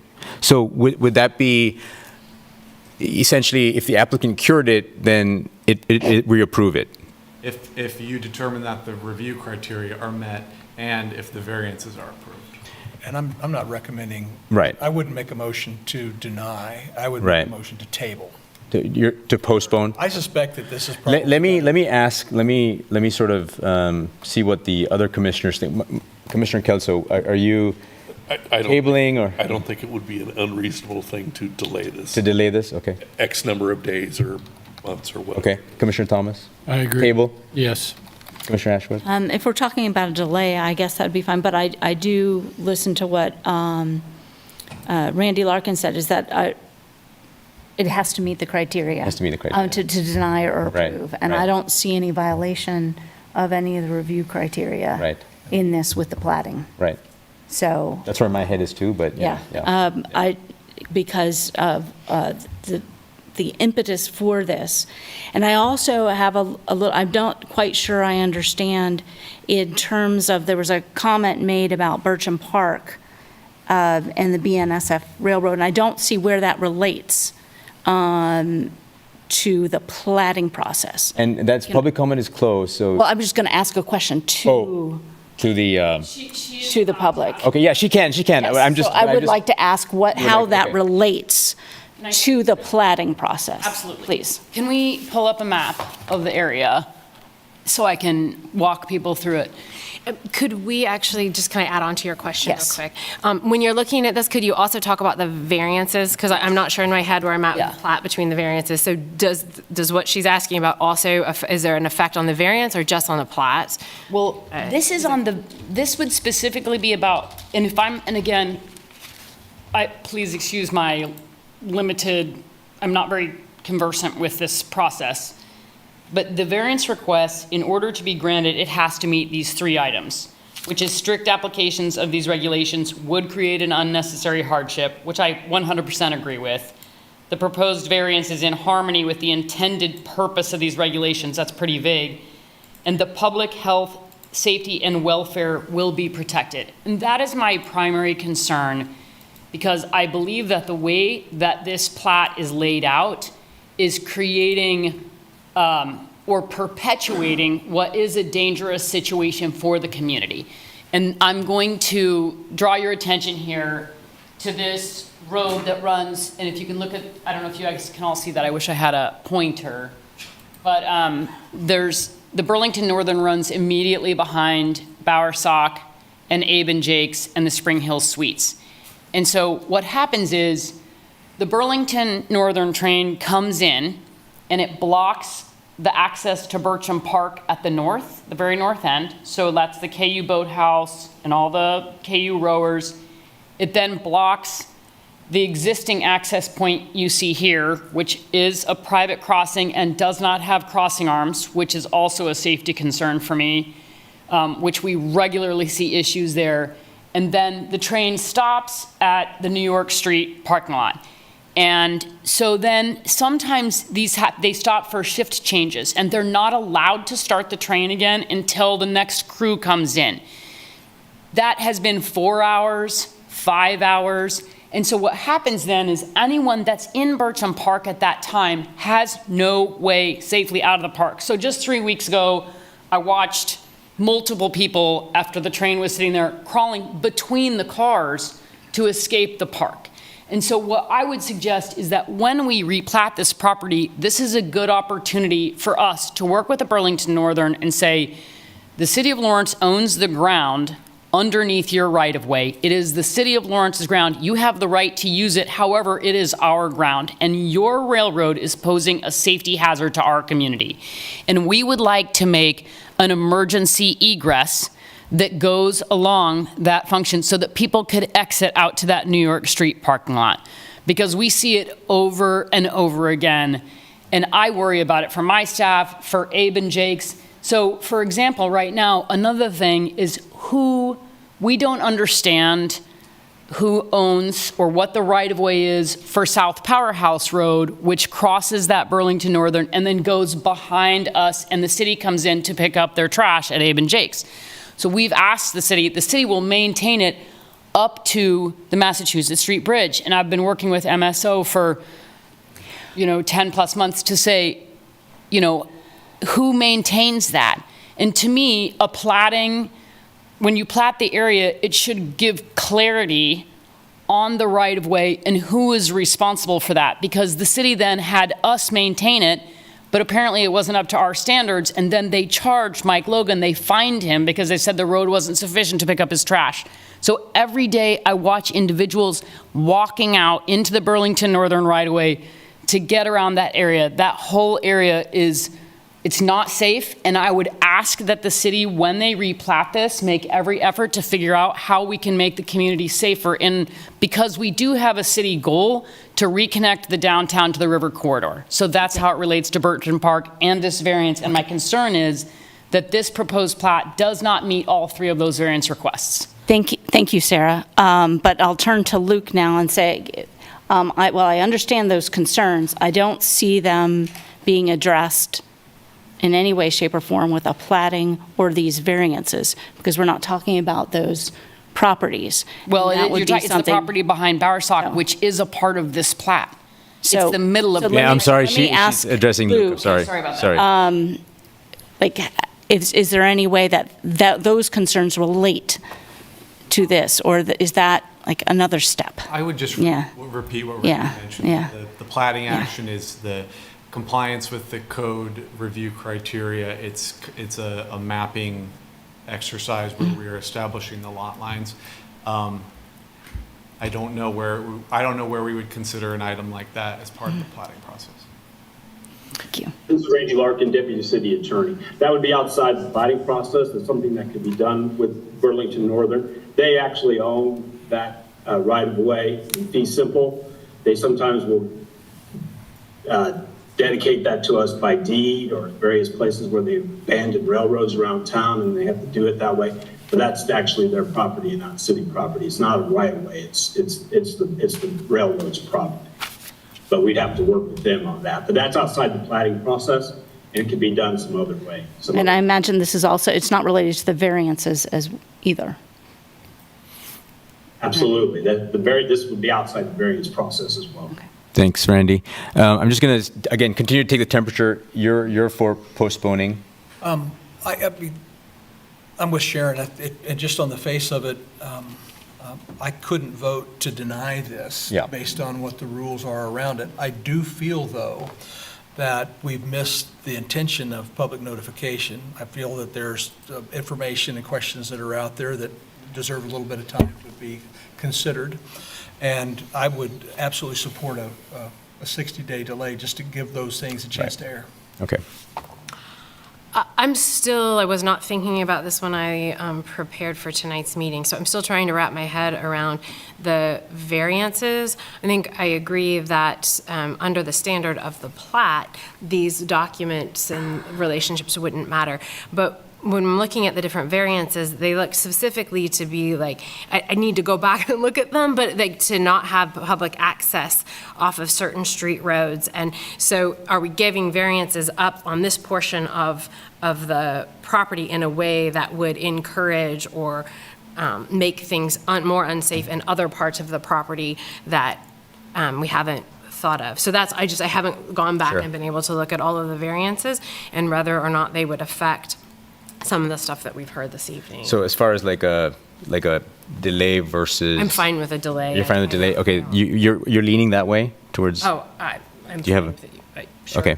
How about you, Commissioner Munch? You said a delay, right? You'd want to. Yeah, I'm not sure if I would affirmatively support a delay or a tabling motion. I'm not offended. Okay. By it. Right. I feel like the body has wide discretion. Right. Considering whether or not we should table something. That said, I feel like that should probably reasonably be tied to something that's related to our analysis. Right. Right. And something that we should table so that we have time to get more facts that are relevant to how we're assessing the things before us. Right. And from what I've heard, I'm not sure if I see that connection yet. Right. Commissioner Eldridge, are you for? I'd like to see it deferred. You would like to see it deferred? Okay. I would. And Okay. I'd like to see it deferred because we defer other things when we don't have complete information. And I don't think that we have complete information now. And we do allow for public comment. And the public comment we've heard is, we need more time to provide you with the information. And I think that we should hear it, that we have incomplete information. Let me ask the applicant, in this case the city, what they would prefer. What would you, Becky, what would you prefer? Are you preferring that we vote tonight or that we defer? looking for Randy, see if he's turning his camera on, but I think he mentioned before, we really, it's your discretion. Okay. I don't know that. It seems so pressing that taking the temperature, it seems like a defer is what the, I don't know, does that seem like it?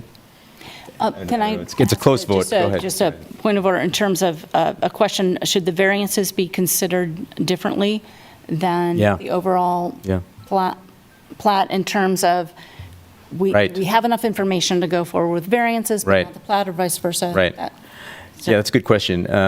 Could we take those, would that be okay if we took the vote separately for the variances, or is this sort of all in one, Luke? Is this like all or nothing kind of thing? I would recommend that you would take the variances and the plat at the same time. At the same I would not time. take motions Okay. on Okay. those. And I would also, if you're looking for that, on behalf of the city, I would say there's not a imminent time press on the item. So it is something we've been working towards, and we're looking forward to getting to completion, but it's not an imminent issue that would arise from that. Gotcha. Commissioner Brodo, I'm sorry, I didn't mean to forget you. I'm sorry. Do you have an opinion? No, I'm okay with delay. Would you, if you had to vote tonight, you would prefer a delay? Like, what would you prefer? Vote tonight or delay? I will delay. Delay, okay. Okay. Someone can just make a Chairman, I motion. would like to Yeah. make a motion. You would like to make a motion? To defer this matter for, This is Randy Larkin, Deputy City Attorney. If you're going to defer, please give staff direction as to what information you would like to. Yeah, that's to Commissioner Munch's point. Commissioner Munch's point, that's the point.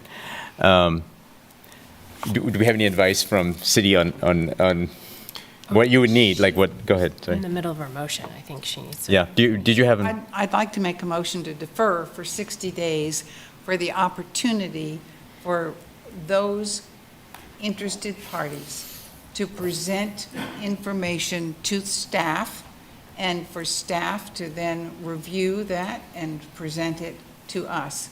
Let me ask staff is that language, is that You need a second before you do or anything. do I have a second? Just pending Do I have a second? Commissioner Thomas seconds. Do we have? What do you think? We would need more direction based on that, because I'm not sure I understand what that motion does for the project or for what staff is being asked to return back. Yeah.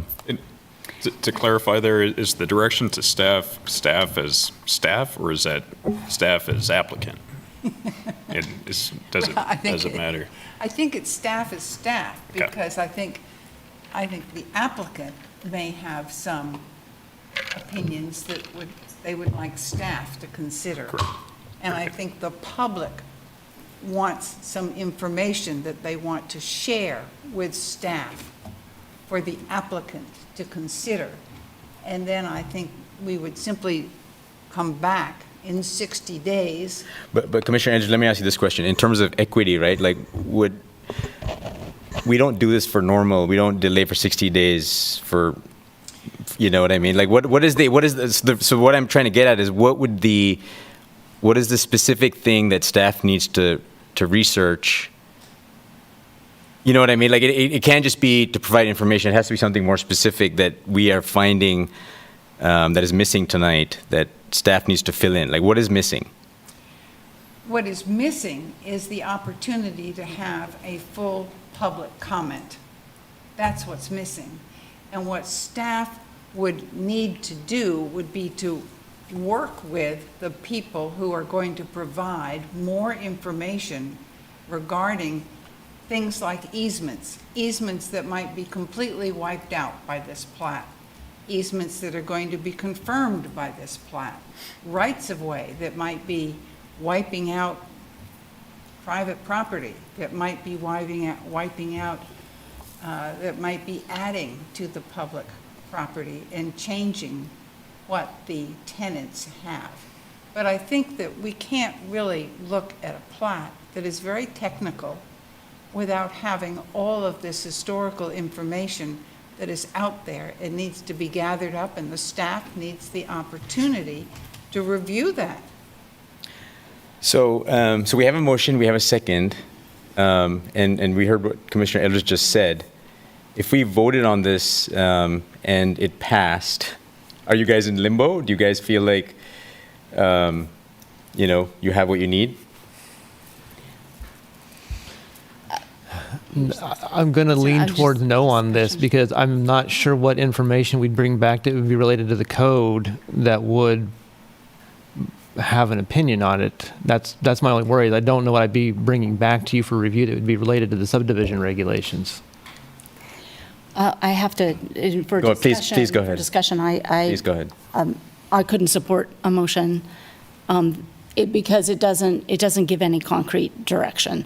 I'll refer to Commissioner Munch's better statement of that concern than I was able to give, but there needs to be direction, and I see nothing in that motion other than we need more public comment, and everything could use more public comment. It doesn't specify, it doesn't specifically address this particular application and what information we need. Other than the fact that 8 years ago, lessees asked for a replat in order to solve some of the problems regarding this property. And the city decided to do it 8 years later, but without any notice, without any invitation. Not that it was required under our code, which I think is a different problem that we need to address in the future. But that in terms of trying to resolve issues in this property location, I think that we owe the lessees an opportunity to look at it.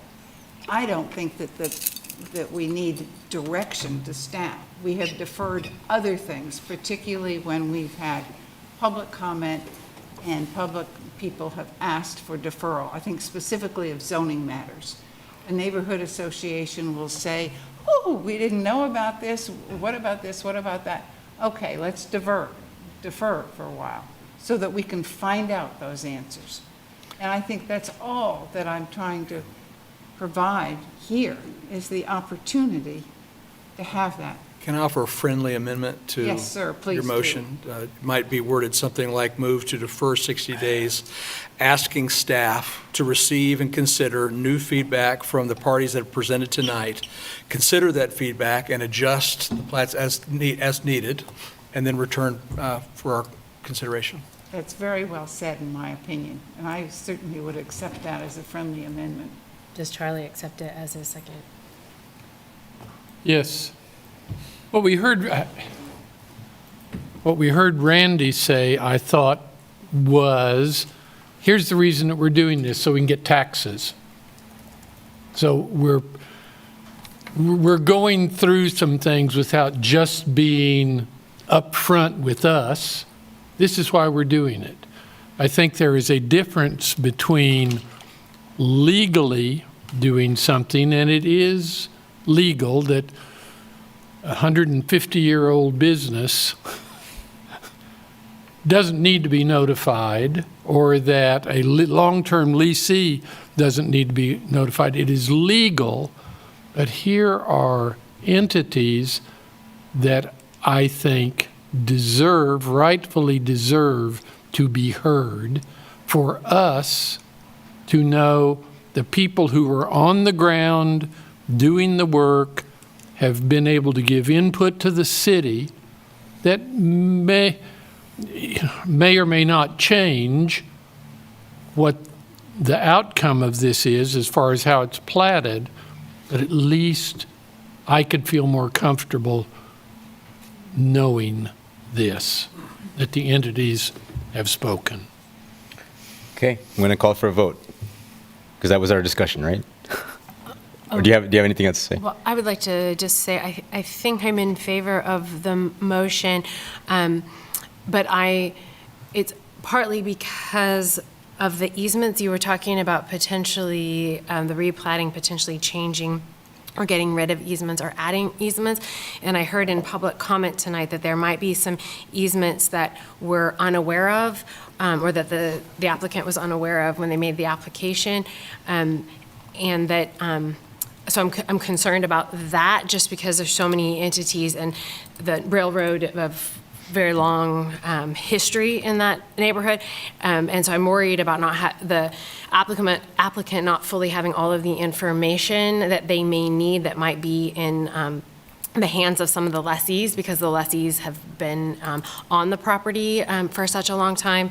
I'm a little concerned about that. And then as far as the plat's concerned, and then I still would want to just make sure when we're looking at with the variances and we're thinking about the public safety of it, that we're looking at the whole piece together when thinking about public safety and access. Or changing the design standards or the city code standards for the property. So I just wanted to. Sure. There was a lot happening tonight, and I think that's maybe why I'm leaning the way I'm leaning. Sure. And I'm just going to say that I'm not really, opposed to a deferral, but I cannot vote in favor of this motion just because for what's before us, the plat and the variances, it meets all the review criteria. Right. So just Right. technically what's in front of us. If I had So- to vote on it, I have to support it, but I'd just like to see us delay. And you go ahead, Commissioner. I think that's well stated, Commissioner Ashworth, and I share those sentiments. I have a question for staff. What is the period of advance notice that would or was made to the property owner or other interested parties in connection with this application? So mailed notice is 20 days before the public hearing. Got it. And so my question then is there a reason that we're tripling the amount of time that folks have to consider this? Is there a Wait, it's not. I think it's just the normal. When something gets deferred, it takes 60 days. That's just the thing. So, is that in our bylaws? No, I mean, Jeff, can you answer that? Like, why 60 days? Why? 60 days allows us time to get on a legal notice and get it back before the commission, because at this point, we're going to be kind of pressed to get that turned around in 30 days, and it may not also allow us to have time to follow up on the motion as you have stated at this point. So usually 60 days gives us time to get it back on the next available meeting in time. Got it. The other thing I'd add to that is this isn't like a cooling down time or a we're not going to do anything time, but the request is to take feedback that's been given tonight, truly consider that, decide if change needs to be made.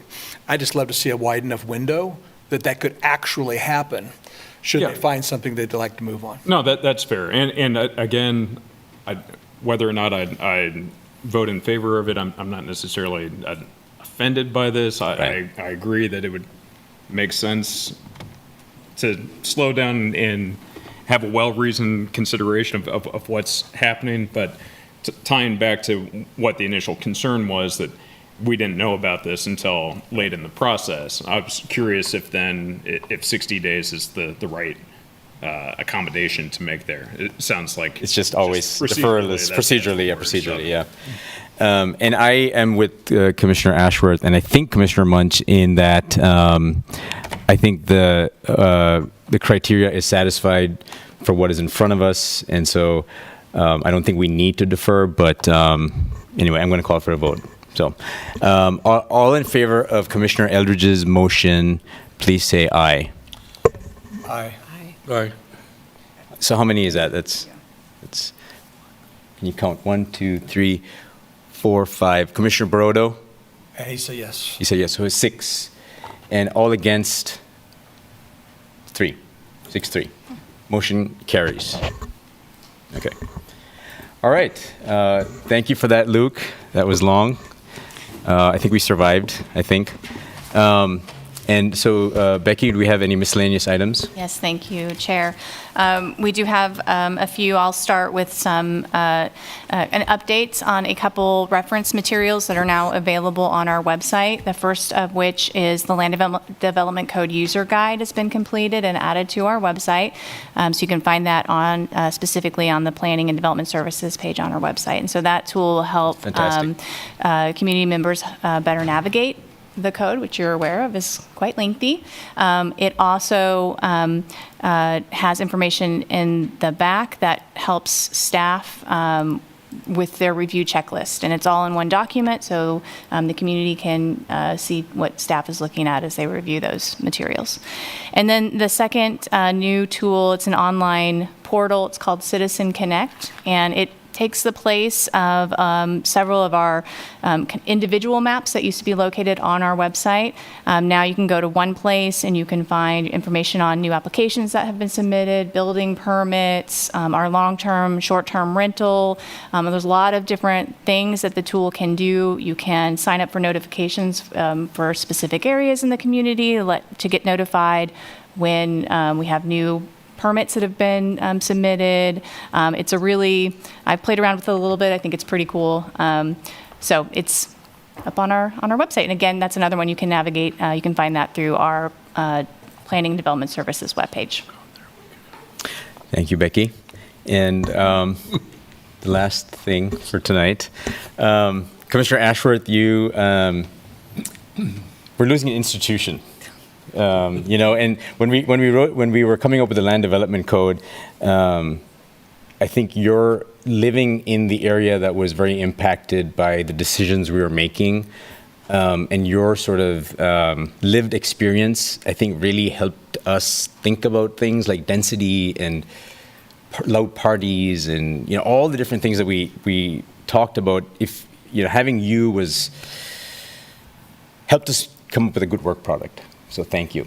And your knowledge of floodplains and native prairies and plants, we're going to miss that. I don't know who has the knowledge to replace that. So I don't know. We might have to call you. Yeah, that's my day job. Yeah. You can do that. But I don't know. The commission is really going to miss you. So yeah, and you've been a great help to me. And I'm going to miss asking you if you biked in. Okay. And I'm really going to miss that. But anyway, Could I pile on please. the things you've worked on your time here have had a huge generational impact on this community. Every single one of us sitting around here has looked to you, has learned from you. I know I sure have, all along the way. And your knowledge, your professionalism, the passion you have, the courage you have, just a real inspiration. I'm really going to miss you. I'm still going to send you pictures of weird sidewalks and bike lanes because that's right. We both think that's fun for some reason. Yes, yes. I just want to thank you for being such a great asset to this community. Well, thank you all. I am going to miss it to some extent, but I've been here for a while, so I'm ready to move. But I just want to first of all, I want to thank the public who's always here advocating, for them to take the time to come and advocate for themselves and what they're doing is just really appreciated because we all get a lot out of it. So I want to thank the public, and I want to thank you guys for the care that you show. You put in a lot of work. This is a volunteer. We are all here voluntarily, which is pretty amazing. And you put in a lot of hours to do this. So I really appreciate it, and I really appreciate all the perspectives that I've learned and appreciation for your perspectives. And then lastly, I really want to thank the staff here. Kurt, the planning staff. I mean, we are so fortunate in Lawrence Douglas County to have the quality of staff that we have. Their support and their professionalism is beyond reproach. It's just astounding. And every time they are here, thank you for the late nights. And it doesn't matter how late it goes, and it doesn't matter how controversial things are. They are steady, they are professional, and they know what they're talking about. And we are astoundingly lucky to have them. So thank you. And if I may, Commissioner, thank you for your service on behalf of staff and the public. We really appreciate the hours and energy and everything you put into this over the years. And so thank you for all you've done. We really appreciate it. Thank you, and I'll watch you all online. Thank you. Thank you. So we're going to go over to Blackstock for 15 minutes? Yep, right. What do you have there? A very nice certificate, a participation certificate. I move to adjourn. All in favor? Oh, second, sorry. All in favor? Aye. Okay. So we're going to meet at Black Stag. Whoever's interested, whoever's, please come quickly because they close soon. So get at least one beer in. Yes. Commissioner Rexford is buying. No, just kidding.